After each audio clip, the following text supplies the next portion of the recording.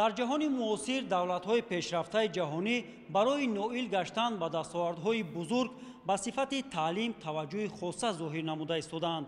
кишвари азизамон тоҷикистон низ яке аз ҷузъи ҷомеаи ҷаҳонӣ маҳсуб меёбад ва имрӯз ба сифати таълиму тарбия таваҷҷӯҳи аввалиндараҷаро зоҳир намудааст. асосгузори сулҳу ваҳдати миллӣ, пешвои миллат, президенти ҷумҳурии тоҷикистон муҳтарам Эмомалӣ Раҳмон ва раиси шаҳри Душанбе муҳтарам Рустам Эмомалӣ имрӯз дар ҳудуди шаҳри Душанбе даҳҳо мактабҳои типи навро бунёд ва азнавсозӣ карданд, ки имрӯз бо тамоми техникаву технологияи дарсӣ муҷаҳҳаз мебошад ва насли наврас метавонад аз ин ҳама имкониятҳо васеъ истифода бараду донишҳои хубро аз бар намуда тавонад кишвари азизамон тоҷикистонро дар арсаи байналмилалӣ муаррифгар бошад.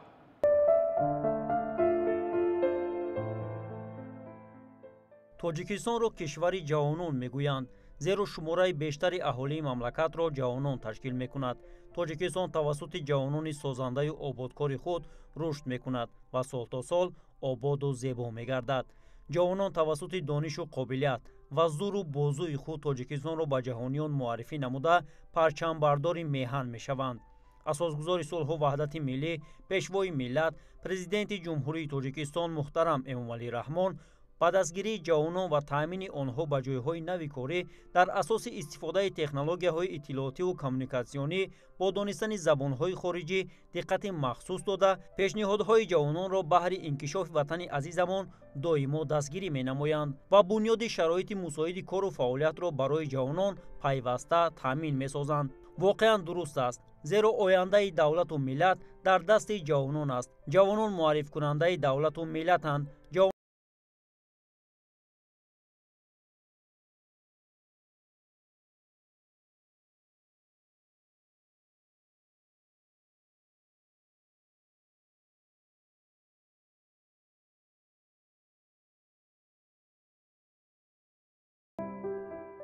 вақте сухан дар бораи ҷавонон меравад, бевосита гуфтаҳои асосгузори сулҳу ваҳдати миллӣ, пешвои миллат, президенти ҷумҳурии тоҷикистон муҳтарам Эмомалӣ Раҳмон пеши назар меоянд.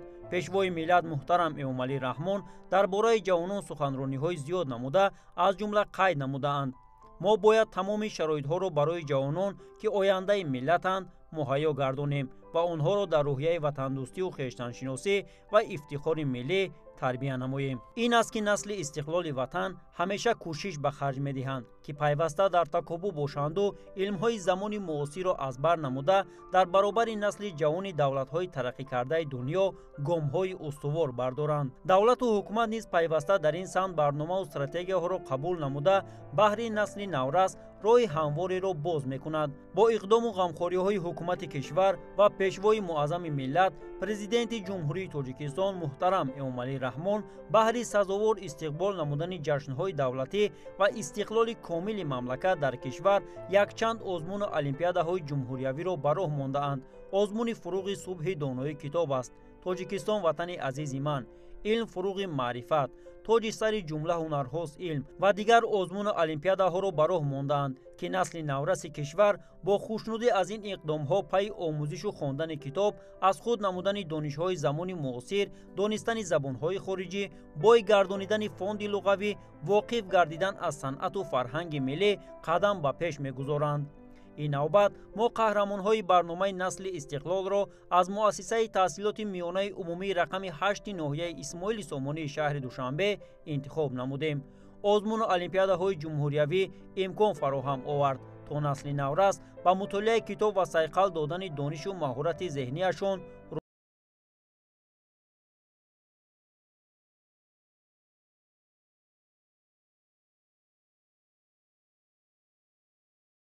шаҳрӣ ғолибият ба даст оварда, дар даври ҷумҳуриявӣ аз номинатсияи адабиёти бачагона ва осори шифоҳӣ сазовори ҷойи якум гардид.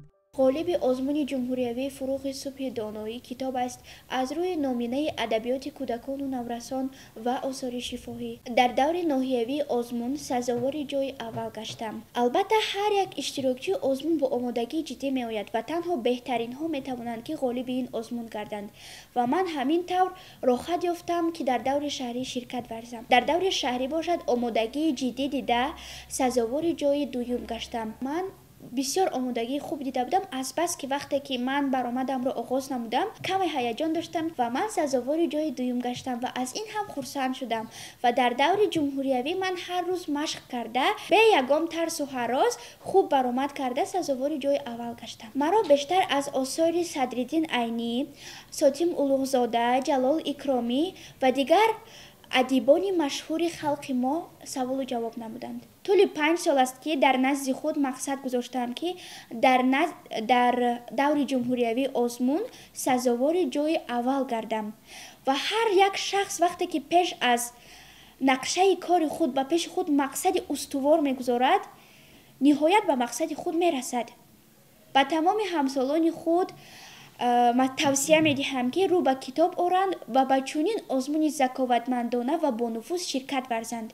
هنگامی که نام مرا به زبان گرفتم باوریم نآمد که من به مقصد خود رسیدم. واقعا هم من از اشک شادی ریختم و من بسیار خرسند شدم و رفته جایزه را گرفتم و سپاس بی‌پایان خود را به سازمان دهنده آزمون بالا ذکر گردیده می رسانم که به ما جوانان خوشبخت عهد استقلال چنین آزمون‌های با نفوذ را پیشنهاد می نمایند تا که ما در چنین آزمون‌های ذکاوتمندانه شرکت ورزیم و هم صاحب جایزه هم صاحب از همه ضرور دانش مکمل گردیم. آموختن علم‌های دقیق پیش از همه درآمد اولی دولت و حکومت قرار دارد. این بود که پیشوای ملت در سال 2020 در پیام گذشته خود به علم‌های دقیق روی آورده سال 2020-2040 را 20 ساله آموزش و رشد علم‌های دقیق، ریاضی و طبیعی اعلان نمودند. این اقدام رهبریت عالی مملکت را مأموریت مؤسسه تحصیلات میانه عمومی رقم 8 ناحیه اسماعیل سامانی شهر دوشنبه به نوبت گرفته پیوسته در المپیادهای جمهوریوی و بین المللی شاگردان خود را آماده می‌سازند.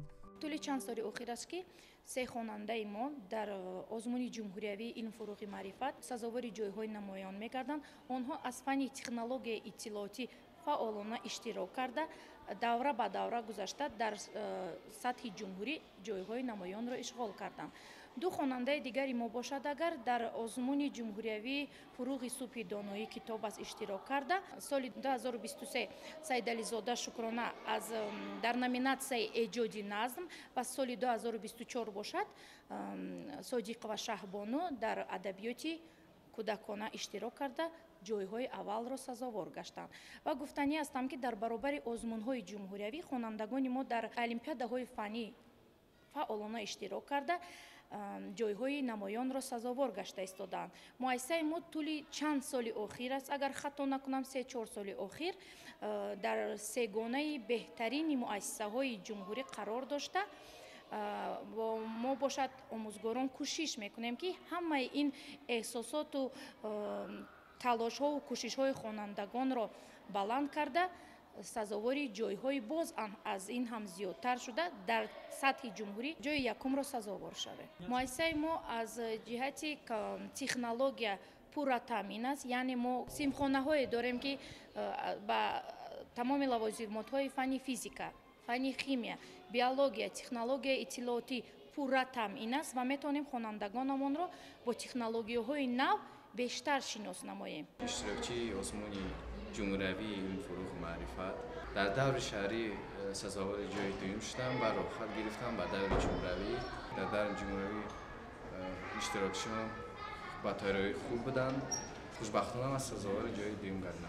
کوشش می‌نمایم که در دیگر آزمون‌ها و المپیادها سزاوار جای باشم. تعلیم گیرندگان مؤسسه مذکور اشتراکچیان چندین آزمون و المپیادها می باشند که سال روان در آزمون جمهوریوی این فروغ معرفت اشتراک نموده سزاوار جایهای نمایان گردیدند. نوردین کاملزاده در آزمون این فروغ معرفت از روی نامیناسیای تکنولوژی اطلاعاتی در دور جمهوریوی اشتراک نموده سزاوار جای دوم گردید.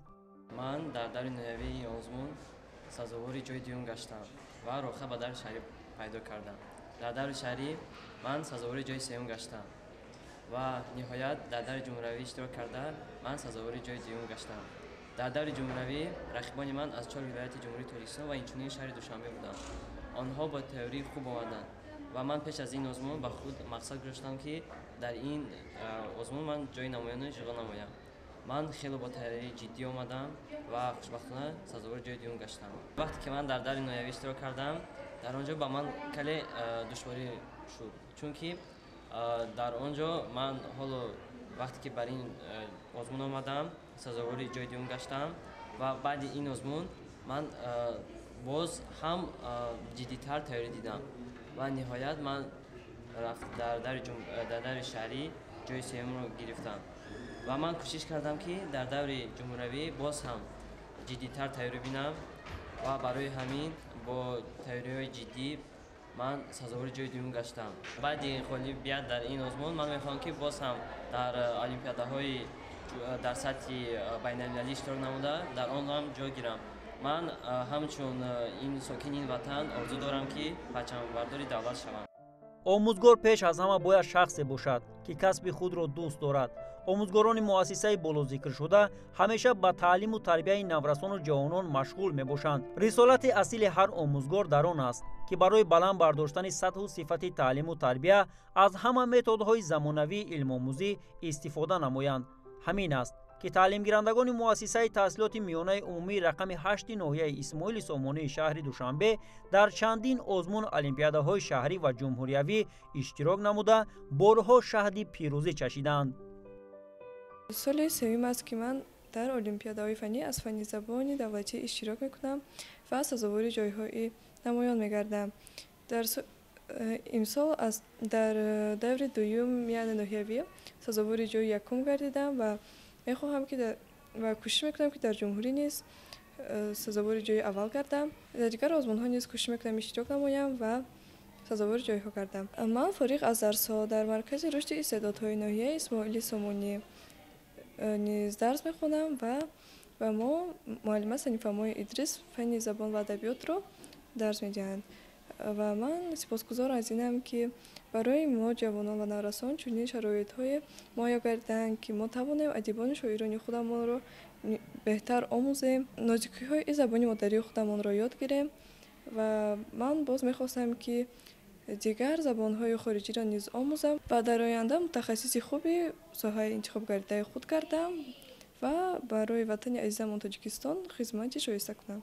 باعث تذکر است که آزمون فروغ صبح دانایی کتاب است یکی از بی‌نظیرترین آزمون‌های دوره استقلالیت است که با تشبث اساسگزار صلح و وحدت ملی، پیشوای ملت، پرزیدنت کشور امام علی رحمان راه اندازی گردیده است که یکی از بهترین آزمون‌ها برای ما آموزگاران و خوانندگان است. من که آموزگاری صادق و شهبانو هستم.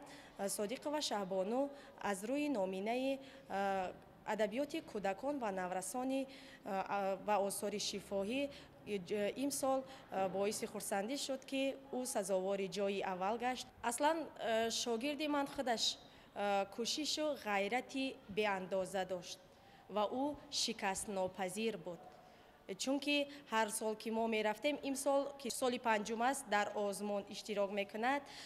سالهای گذشته که وی از دوره های شهری و دوره های جمهوری که وی غالب نمی آمد ولی راه افتاده نمی شد، باز هم جدی‌تر و پرقدرت‌تر می شد. زینه به زینه سال تا سال او با موفقیت ها نایل گردید و او توانست که این سال سزاوار جای اول گردد. رسالت آموزگار در آن است که آموزگار پیش از آنی که به تعلیم خوانندگان اهمیت جدی دهد اول باید به تربیه او دقت دهد و بعداً به تربیه. آموزگار فقط راهنما است ولی خواننده باید طور خواننده را راهنمایی کند که وی امان از شکستن ها نترسد، نه هراسد، بلکه وی با همان شکستن ها بزرگ شود و تواند که جامعه خود را کشور خود را به پیش برد.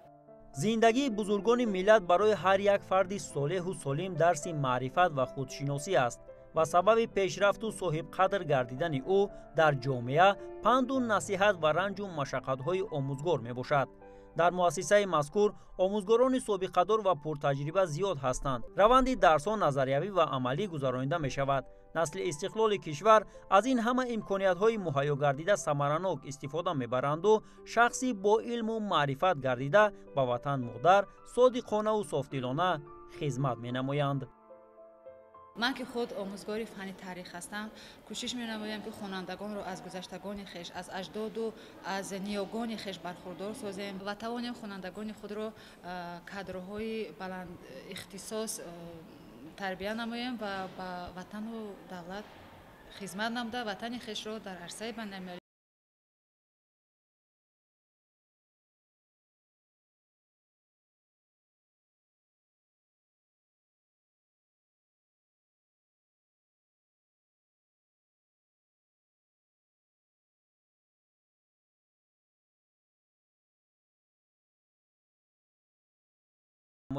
و حفظ دستاوردهای استقلال دولتی، تمامیت ارضی و امنیت و آسودگی تاجیکستان عزیز مقصد و مرام زندگی آنها می باشد. تعلیم گیرندگان مؤسسه تحصیلات میانه عمومی رقم 8 ناحیه اسماعیل سامانی شهر دوشنبه کوشش به خرج می دهند که از این همه امکانیت هایی که برای آنها مهیا گردیده است ثمرناک استفاده برند و دانش و ملکه ذهنیشان را زیاد گردانند. شکرانه سیدعلی زاده، خواننده صنف 11 مؤسسه مذکور، در آزمون جمهوریوی فروغ صبح دانایی کتاب است از روی نامیناسیون ایجاد نظم اشتراک نموده سزاوار جای یکم گردید.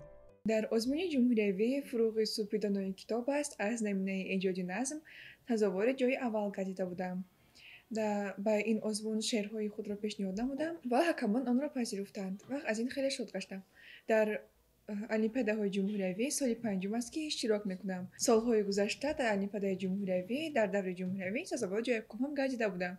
امسال باشد در دور ناحیوی سزاوار جای اول گردیدم و امید دارم که در شهر جمهوری نیز امسال جای اول را به دست میارم. در المپیادهای فنی مکتب بچگان از فن زبان و ادبیات تاجیک اشتراک میکنم.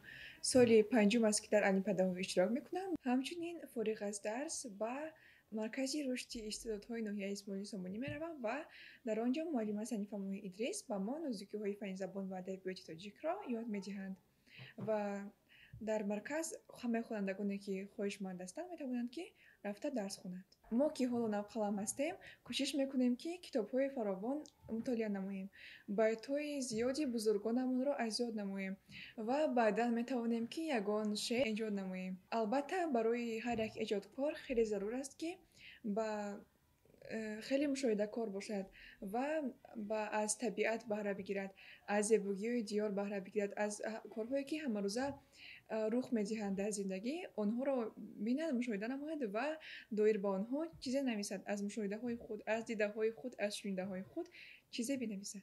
آزمونه که اساسگذار صلح و وحدت ملی پیشوای ملت محترم امامعلی رحمان اعلان نمودند یک تکون جدی بود برای کتابخانه جوانان و البته بعد این آزمون کتابخانه‌ها خیلی بیشتر گردیدند. این آزمون نقشی کلان می‌بازد در رونق کتابخانه جوانان. اینجا می‌خواهم که یک غزل ایجاد نموده خود را قرائت نمایم. مپرس از شفق و آفتاب بی‌شررم، طلوع عشق رسید و هنوز بی‌خبرم.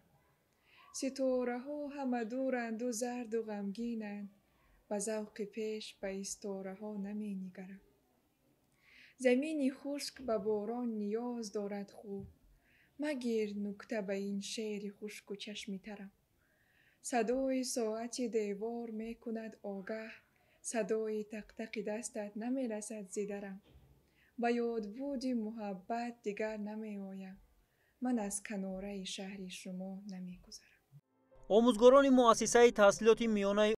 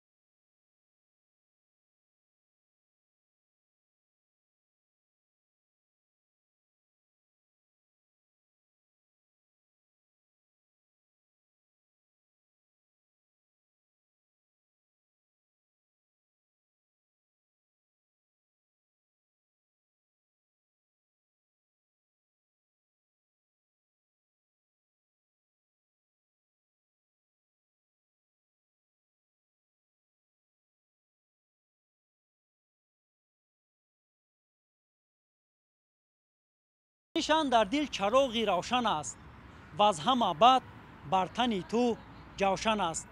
باید نورسان و جوانان از تکنیک و تکنولوژیا و علمهای زمانوی خوب برخوردار گردند و توانند در عرصه بین المللی کشور عزیزمون تاجیکستان را معرفی نمایند. اساسگزار صلح و وحدت ملی، پیشوای ملت، پرزیدنت جمهوری تاجیکستان محترم امامعلی رحمان به ساحه معارف دقت اولین درجه ظاهر نمودند. باید ما در یکجایگی فعالیت نماییم و این ساحه افضلیتناک را خوب پیش بریم. بینندگان گرامی، این بود برنامه نسل استقلال. تا دیدار نزدیک، خیر.